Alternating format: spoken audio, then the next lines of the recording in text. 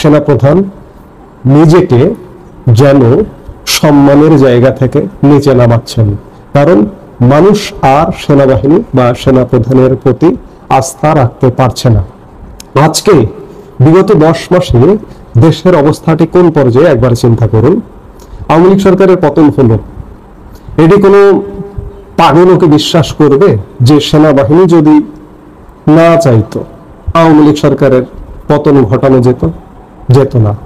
কারণ সরকারের প্রশাসন, সরকারের পুলিশ, সরকারের সব বাহিনী আওয়ামী লীগ সরকারের প্রতি সহানুভূতিশীল। আওয়ামী লীগ সরকারকে এইভাবে বন্দুকের নলে এক প্রকার হুটিয়ে দেবার পক্ষে ছিল না। কিন্তু সেনাবাহিনী যদি এই জায়গায় এমন অটুট থাকতো তাহলে অসম্ভব ছিল আওয়ামী লীগের পতন ঘটানো। আমি বারবার বলি, এর আগে অনেকবার বলেছি যে সেনাবাহিনী যদি না চাইতো ঢাকা শহরে 5 আগস্ট সড়ক পথে তো দূরের কথা, আকাশ দিয়ে একটা পাখি ঢুকবে, একটা পাখি ঢুকতে পারতো না। সেনাবাহিনী চেয়েছে, আওয়ামী লীগের পতন হয়েছে। আওয়ামী লীগের যখন পতন হলো সেই মুহূর্ত থেকেই সেনাপ্রধান জেনারেল ওয়াকারুজ্জামান খানিকটা হিরোইজমের মধ্যে এলেন। আসলে আওয়ামী লীগ পতন হওয়ার ওই সময় পর্যন্ত বাংলাদেশের সেনাপ্রধান কে তার নামটাও সঠিক পর্যন্ত মানুষ জানতেন না। অনেক সাধারণ মানুষের কথা বলছি, গ্রামের সাধারণ খেটে খাওয়া মানুষ তার চেহারাটাও চিনতেন না। কারণ মাত্র 2 মাস আগে 23শে জুন তিনি নিয়োগপ্রাপ্ত হয়েছেন সেনাপ্রধান হিসেবে। মাত্র 2 মাসের মধ্যে একটি সরকারের পতন ঘটে গেল। ভাবা যায়? বিশ্বাস করা যায়? কিন্তু প্রথম সেদিনই মানুষ চিনলেন, জানলেন। সেদিন দুপুরে 5 আগস্ট দুপুরে মানুষ জানলেন যে সেনাপ্রধান জেনারেল ওয়াকারুজ্জামান জাতির উদ্দেশ্যে ভাষণ দেবেন। মানুষ অধীর আগ্রহে অপেক্ষা করছে। অবশেষে সেই ভাষণ নিয়ে এলেন বিকেল বেলা সেনাপ্রধান জেনারেল ওয়াকারুজ্জামান। মানুষ একটা আশার বাণী শুনতে চায়, দেশে একটা অচল অবস্থা চলছে, এই অচল অবস্থা থেকে মুক্তি চায়। সেনাপ্রধান জেনারেল ওয়াকারুজ্জামান অতি সংক্ষেপে বললেন, আমি দায়িত্ব নিচ্ছি। দায়িত্ব নিলেন সেনাপ্রধান জেনারেল ওয়াকারুজ্জামান। 3 দিন দেশ সরকারবিহীন চলল, সীমাহীন মবের রাজত্ব চলল সেই বাংলাদেশে 5 থেকে 8 আগস্ট পর্যন্ত। 8 আগস্ট একটি অন্তর্বর্তীকালীন সরকার গঠিত হলো ডক্টর মোহাম্মদ ইউনূসের নেতৃত্বে।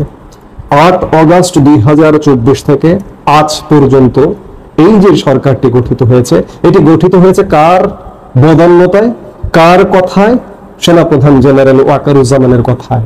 বাংলাদেশের মানুষ বিশ্বাস করেছিল সেনাপ্রধান জেনারেল ওয়াকারুজ্জামানকে। তিনি দায়িত্ব নিয়েছেন, নিয়ে কিছু মানুষকে দিয়ে সরকার গঠন করে দিয়েছেন। মানুষের প্রত্যাশা ছিল যে এই সরকারটি বাংলাদেশের অচল অবস্থা কাটিয়ে একটি স্বাভাবিক অবস্থায় ফিরিয়ে নিয়ে যাবে এবং সেই জায়গা থেকে একটি নির্বাচন হবে, নির্বাচন হয়ে নির্বাচিত সরকার ক্ষমতায় আসবে। কিন্তু কিসের কি? আজকে যে কারণে আওয়ামী লীগের পতন ঘটানো হলো, সেই কারণের চেয়ে ভয়াবহ কারণ বাংলাদেশে ঘটছে। আওয়ামী লীগের সময় কোথাও মব দেখেছেন? আওয়ামী লীগের সময় মানুষ দিনে দুপুরে কেন মধ্যরাতে নির্বিঘ্নে সারা বাংলাদেশ টেকনাফ থেকে তেতুলিয়া চলাফেরা করেছে। আজকে আপনি একজন কৌতূহলী দেশের নাগরিক হিসেবে আপনি যদি রাজধানী ঢাকার মানুষ হয়ে থাকেন, একটু খেয়াল করে দেখবেন যে রাতে যে সব গাড়ি ছাড়ে, সড়ক পথে যে সমস্ত গাড়ি ছাড়ে, আপনি রাতে যে নাইট কোচ যেগুলোকে বলা হয়, আপনি একটু দয়া করে রাত 10টা-11টার সময় সেসব কাউন্টারে গিয়ে একটু ভিজিট করে দেখবেন তো। মানুষ রাতে আর জার্নি করে না, জার্নি করতে চায় না। কেন চায় না? আজকে আওয়ামী লীগ সরকারের আমলে যে বাংলাদেশটি ছিল সেই বাংলাদেশটি নেই। মানুষ আজ ভীত, সন্ত্রস্ত, এমন নানা ক্ষেত্রে নানা অচল অবস্থা সারা বাংলাদেশে। এবং অচল অবস্থা যখনই ঘটে তখনই মানুষ অধীর আগ্রহে থাকে যে সেনাপ্রধান জেনারেল ওয়াকারুজ্জামান দায়িত্ব নিয়েছিলেন আমাদের, নিশ্চয়ই তিনি দায়িত্ব পালন করবেন। কিন্তু বারবার মানুষ আশাহত হয়েছেন, মানুষ হতাশ হয়েছেন এবং সেনাপ্রধান জেনারেল ওয়াকারুজ্জামানের প্রতি মানুষের যে আস্থা ছিল, বিশ্বাস ছিল, সেই আস্থা বিশ্বাসে চিড় ধরেছে। সেনাপ্রধান জেনারেল ওয়াকারুজ্জামান 5 আগস্ট যদি নিজে ক্ষমতা নিতেন, নিজে সামরিক আইন জারি করে ক্ষমতা গ্রহণ করতেন চিফ মার্শাল ল অ্যাডমিনিস্ট্রেটর হিসেবে, আমাদের বাংলাদেশে অতীতে যেভাবে জিয়াউর রহমান, যেভাবে হুসাইন মোহাম্মদ এরশাদ ক্ষমতা নিয়েছিলেন, দায়িত্ব নিয়েছিলেন, সেভাবে যদি দায়িত্ব নিতেন তাহলে বাংলাদেশের মানুষ তাকে সাধুবাদ জানাতো। ভেবে নিলাম যে তখন তিনি দায়িত্ব নেননি, তার 2 মাস পরে যদি দায়িত্ব নিতেন মানুষ সাধুবাদ জানাতেন, 3 মাস পরে দায়িত্ব নিতেন সাধুবাদ জানাতেন, মানুষ 5 মাস পরে দায়িত্ব নিলেও সাধুবাদ জানাতেন। শেষ পর্যন্ত এখনো বলছি, এখনো পর্যন্ত যদি সেনাপ্রধান জেনারেল ওয়াকারুজ্জামান নিজেকে সিএমএলএ হিসেবে ঘোষণা করে যদি দায়িত্ব নেন, মানুষ স্বাগত জানাবেন। কেন? সেনা শাসন তো কোনো দেশের জন্য, কোনো জাতির জন্য মঙ্গলজনক নয়। পৃথিবীর দেশে দেশে সেনা শাসনের উদাহরণ আছে, কিন্তু মানুষ কখন সেনা শাসন প্রত্যাশা করে? যখন মানুষ অসহায় হয়ে যায়, বারবার যখন আর কোনো পথ থাকে না, তখন মানুষ প্রত্যাশা করে সেনা শাসন হলেও যেন আমাদেরকে বাঁচিয়ে রাখে। কিন্তু সব আশায় গুড়ে পালি। সেনাপ্রধান জেনারেল ওয়াকারুজ্জামান দায়িত্ব নিচ্ছেন না। আমরা প্রথমত তাকে নির্মোহ হিসেবে ভাবতে পারি যে তিনি লোভহীন, লালসাহীন, ক্ষমতা লোভী নন। অতীতে আমাদের সামরিক শাসকরা যেভাবে ক্ষমতা লোভী হয়ে ক্ষমতার কেন্দ্রে এসেছেন, তিনি হয়তো তেমনটা নয়। কিন্তু তারও তো এই বাংলাদেশকে বাঁচানোর দায়িত্ব আছে, দেশের স্বাধীনতা সার্বভৌমত্ব রক্ষার দায়িত্ব আছে। আজকে যদি বাংলাদেশে একটি দুর্বল শাসন কাঠামো জেঁকে বসে, তাহলে কি হতে পারে? আমাদের স্বাধীনতা সার্বভৌমত্ব কিন্তু বিপন্ন হতে পারে। আজকে সেনাপ্রধান জেনারেল ওয়াকারুজ্জামানের, আজও বলছি, আজ বাংলাদেশের বেশিরভাগ মানুষ আপনাকে সমালোচনা করছে, আজ আপনার প্রতি মানুষের আস্থা হারিয়ে গেছে। কিন্তু তারপরেও আজও যদি আপনি নিজে দায়িত্ব নিন, অথবা এই যে দুঃশাসন চলছে ডক্টর ইউনূসের নেতৃত্বে, এই দুঃশাসনের অবসান ঘটানোর জন্য যদি প্রয়োজনীয় পদক্ষেপ নেন, আজও মানুষ আপনাকে সাধুবাদ জানাবে। কিন্তু কোন রকমের পদক্ষেপ মানুষ দেখছে না, যার কারণে আপনার কথায়, আপনার কাজে মানুষ আর আজকে আগ্রহ বোধ করে না। দেখুন, আপনাকেও তো এই পৃথিবীতে বেঁচে থাকতে হবে। আজকে আপনার নিজের জন্য দায়িত্ব পালন করবার ব্যাপার আছে, দেশের জন্য দায়িত্ব পালন করবার ব্যাপার আছে। আজকে উদাহরণ আছে, দেশে ভরি ভরি উদাহরণ আছে। দেখুন, আপনারই পূর্বসূরি জেনারেল মঈনুল আহমেদ বাংলাদেশে আসতে পারেন না, কিন্তু ওই সময়ের সরকার প্রধান ছিলেন যিনি ফখরুদ্দিন আহমেদ, তিনি কিন্তু দেশে আসতে পারেন না। কেন আসতে পারেন না? তাদের কৃতকর্মের কারণে।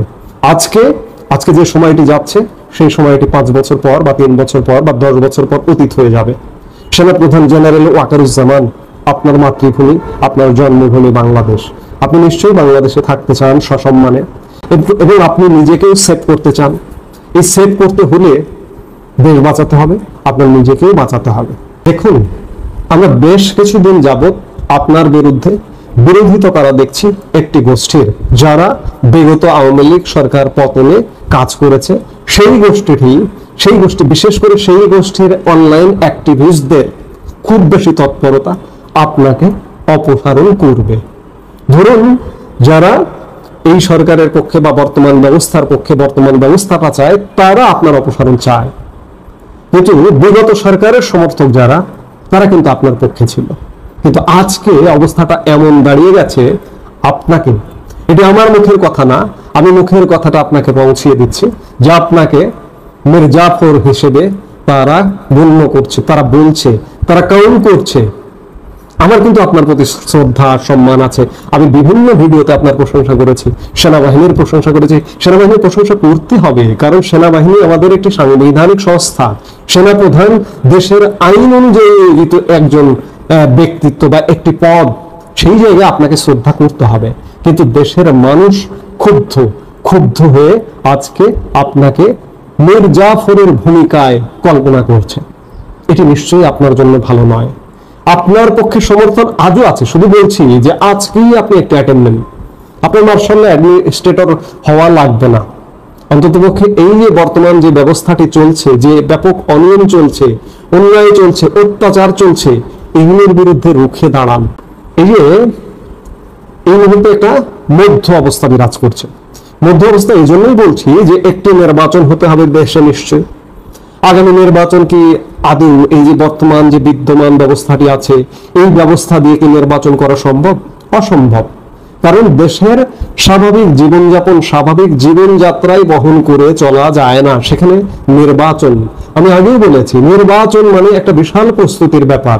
আজকে যে সরকারটি দায়িত্ব পালন করছে, এই সরকারটি কিভাবে নির্বাচন করবে আমার মাথায় তো ঢোকে না। নির্বাচন তো হবে না। আরেকটি বিষয় যে সবার সমান সুযোগ, ইতিমধ্যেই বাংলাদেশের প্রায় 50% মানুষের সুযোগ রহিত করা হয়েছে, রদ করা হয়েছে। এই যে দেখুন, আজকে বিগত ক্ষমতায় ছিল যে দলটি আওয়ামী লীগের কার্যক্রম নিষিদ্ধ করা হয়েছে একটি নির্বাহী আদেশের মাধ্যমে। এর ফলে কি হয়েছে, দেশের অর্ধেক মানুষের কণ্ঠ রোধ করা হয়েছে। আজকে কাদের কণ্ঠ চালু আছে? তাদের, ধরুন বিএনপি, জামাত, এছাড়া অন্যান্য যেসব দল, সেসব দলের তো প্রতিনিধিত্বই থাকে না, কখনো সংসদে প্রতিনিধিত্বই নেই। বিএনপি এবং জামাতের যদি কণ্ঠ সরব থাকতে পারে, বিএনপি জামাত যদি নির্বাচনে অংশগ্রহণ করতে পারে, তাহলে আওয়ামী লীগ কেন পারবে না? বিএনপি জামাত অতীতে ক্ষমতায় ছিল না, তাদের কোনো দোষ নেই। আজকে 54 বছরের ধরে নিলাম যে আওয়ামী লীগ ক্ষমতায় ছিল কত বছর? সব মিলিয়ে 24 বছর। বাকি 30 বছর কারা ক্ষমতায় ছিল? তারা কি বাংলাদেশে কোনো দোষ করেনি, কোনো অপরাধ করেনি? বিএনপি অপরাধ করেনি, জামাত অপরাধ করেনি?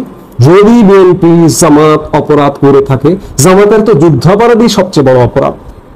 তারা যদি অপরাধ করে থাকে, তারা যদি মার্জনা পেতে পারে, তারা যদি দাপিয়ে বেড়াতে পারে, তারা যদি নির্বাচনে অংশ নিতে পারে, তাহলে আওয়ামী লীগের জন্য লেভেল প্লেইং ফিল্ড কেন হবে না?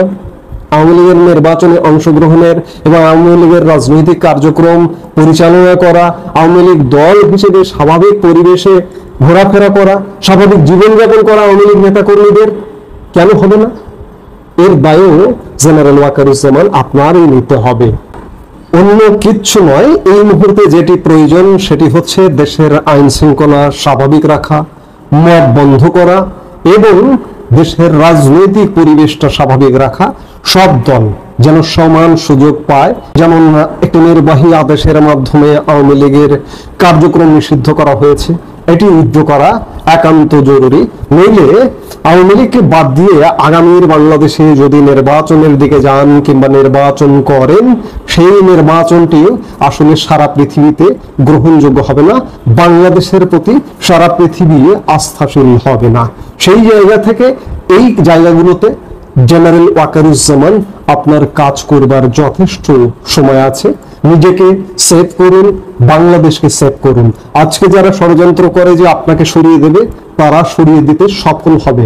কারণ সর্বস্তরে আজকে আওয়ামী লীগ বিরোধী গোষ্ঠী, আওয়ামী লীগ পক্ষের গোষ্ঠী সবাই সেনাপ্রধান জেনারেল ওয়াকারুজ্জামান আপনার বিরুদ্ধে ফুঁসছে। আপনার বিরুদ্ধে ফুঁসে ওঠা বা আপনার প্রতি রাগ, আপনার প্রতি ক্ষোভ প্রকাশ করা আপনার কিচ্ছু যায় আসে না, কারণ আপনি একটি আইনের অধীনে 3 বছরের জন্য নিয়োগপ্রাপ্ত একটি পদধারী। কাজেই আপনি নির্বাচনও করবেন না, কিন্তু একটা স্বাভাবিক, একটা মানবিক একটা বোধ বলে তো কিছু আছে। আজকে ষড়যন্ত্র হচ্ছে আপনাকে সরিয়ে দেওয়ার এবং আজকে ষড়যন্ত্র হচ্ছে দেশকে নানাভাবে ধ্বংস করবার। এই আপনাকে নিজেকে সেভ করা এবং দেশকে বাঁচানোটা এই মুহূর্তে আপনার দায়িত্ব। আজকে আপনি যে মুহূর্তে ইউটার্ন করবেন, সেই মুহূর্তে দেশের মানুষ যে পরিমাণ ক্ষুব্ধ হচ্ছে, সেই পরিমাণ আপনার প্রতি আবার খুশি হয়ে উঠবে। কাজেই আমি আগাগোড়াই আপনার প্রতি শ্রদ্ধা সম্মান রেখে বলেছি, আবারও বলছি যে সময় কিন্তু ফুরিয়ে যায়নি, এখনো সময় আছে, এখনো এই দেশকে আপনি বাঁচাতে পারেন। এছাড়া বাঁচার আর কোনো পথ আমি দেখছি না। আগে আমি একাধিকবার বলেছি, আবারও বলছি, বারবার বলছি যে সেনাবাহিনী, সেনাপ্রধান জেনারেল ওয়াকারুজ্জামানই দেশকে বাঁচাতে পারে এই মব রাজ্য থেকে দেশকে একটা স্বাভাবিক বাংলাদেশে নিয়ে যেতে। কাজেই আমরা আশা করব সেনাপ্রধান জেনারেল ওয়াকারুজ্জামান, আমরা শেষ আশাটা জাগিয়ে রাখতে চাই, জেনারেল ওয়াকারুজ্জামান অন্ততপক্ষে বাংলাদেশের পাশে দাঁড়াবেন এবং তিনি তার নিজেরও পাশে দাঁড়াবেন, নিজেরও সুরক্ষা দেবেন। এই মুহূর্তে পর্যন্ত সবাই ভালো থাকুন।